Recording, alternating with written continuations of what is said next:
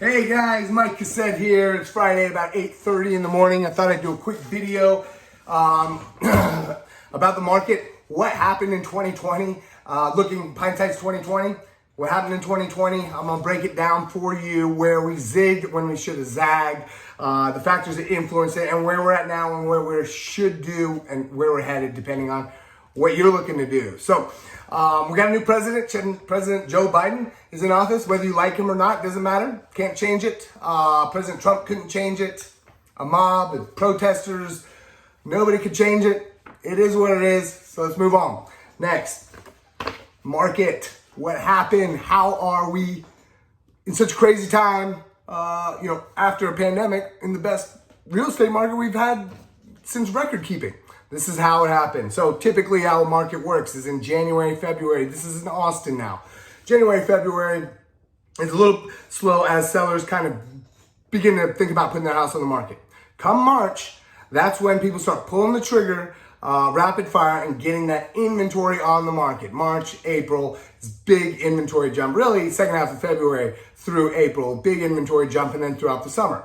Meanwhile, the buyers work on a cyclical nature with the school. You got the summers, teachers, students, moving kids into school districts, out of school district, dictates a large portion of the market activity. A lot of it happens in that summer window. So come April, May, people start really looking, families looking, buying properties to get into for their kids to get school districts, yada, yada, yada. You understand the dynamic there. So now in the fall, school comes back, people start getting back in the motion of things, thinking about their vacations coming up, getting the kids in school, yada, yada, yada. Then comes the holidays. Buyers typically step back, enjoy the holidays. They go on their big family trips, winter vacations, ski trips, and things slow down for the winter. Now, that's a standard typical market.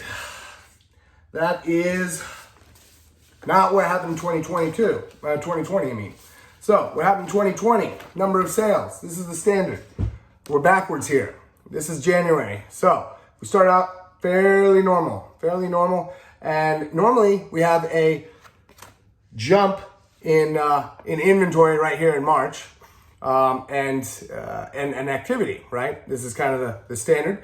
So, the Fed dropped the rate on the 15th of March, as well as the pandemic hit, and builders put on... A couple weeks later, builders put on the brakes and quit buying up property to keep their rotation going. So what happened was, normally, we got the inventory here. Normally, inventory goes up here. This is 2020, and this is the last 5 years. So normally, inventory picks up in the spring, evening out the buyers' playing field, giving them lots of options, and that's a normal interest rate, normal market, and this is all Austin MSA. So right here, we kind of zigged when we should have zagged. The sellers got scared because of the pandemic. The Fed dropped the rate right here and creating more incentive to buy, and the builders quit building, all right here, dropping the inventory.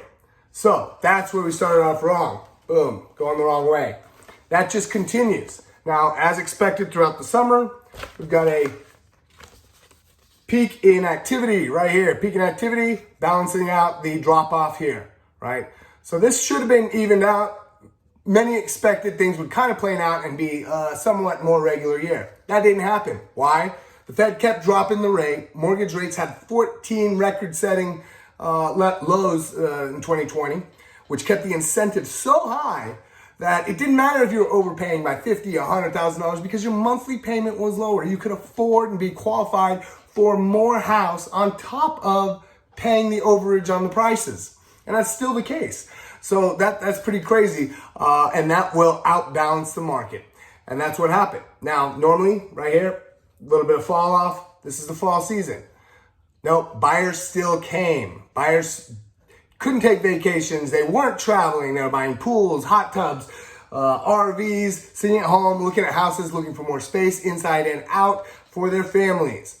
So we had all this activity in the winter when they normally, kind of step back, buyers step back. There's no school. A lot of people weren't in school. I know my wife and teachers, she had maybe 30 days the entire year they were actually in class with the kids.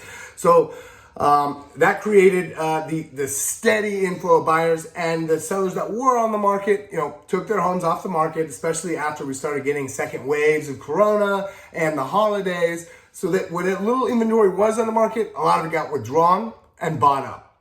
So where the market should have evened out again, went the other way. Buyers kept coming when they should have slowed, typically, and which outbalanced the market. So that's where we're at today. Now, what did that do to prices?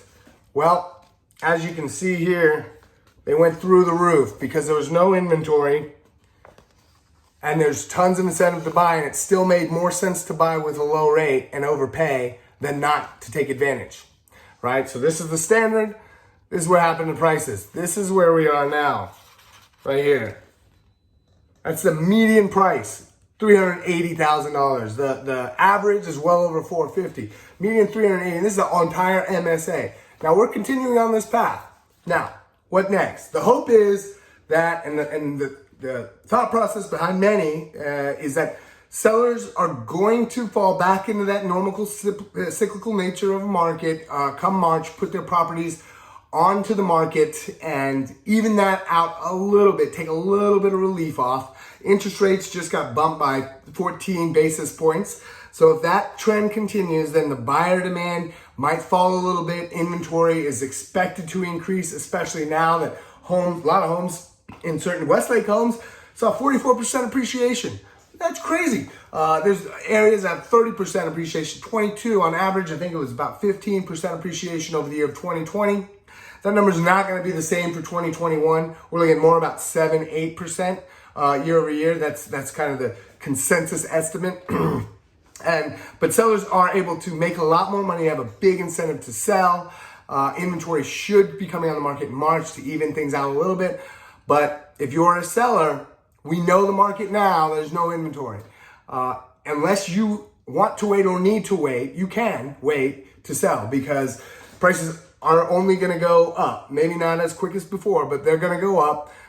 And there's still no inventory in the market. Now we know the amount of inventory in the market is next to zero, under 1 month supply. We are like half of a month of supply. 6 months supply is an even buyer seller market. 6 months. This is half of 1 month. That's the amount of supply that's on the market. So your house will sell quickly and will sell for a lot of money. Don't overprice it. Because if you overprice it, then you lose the advantage. If you slightly price at the top of the market or slightly under, that's how you get the multiple offers. That's how you get the multiple bids in over one weekend, above list price, all of that stuff, because the buyers are bumping, the market is pushing the price up, probably higher than where you would have set it and then had to chase the market down, right? The market is a fickle thing. She will set the price for you. So if you play with the market and work with it, then you'll be rewarded. If you try and fight it, it's like karma of the universe. It doesn't work. So anyway, if you're a buyer, there's no reason not to act now if you intend to act, unless you're waiting on something externally, right? There's not a market reason to wait. The prices are going up, inventory is going up. If there's something on the market that you want, you're ready, willing, and able to, there's no reason to not be writing contracts now, because more buyers are going to be coming in the summer and spring. And hopefully more inventory comes too, but prices are going to be higher. Who knows where the interest rates are going to go? They're not going to go down, but hopefully they're going to stay the same throughout 2021. That's kind of the expectation. So anyway, if you're a seller, wait if you need to. We know the market now needs inventory. If you're a buyer, get on the horse. I'm buying as much as I can, as fast as I can. Riverfront, vacation homes, islands, whatever I can buy that the bank will lend me money, I gotta buy as quick as possible because I know I've seen this before. I know the market's going, and there's not a bad move to take advantage of free government money whenever you can. All right, Cheers. Happy Friday. Have a good weekend.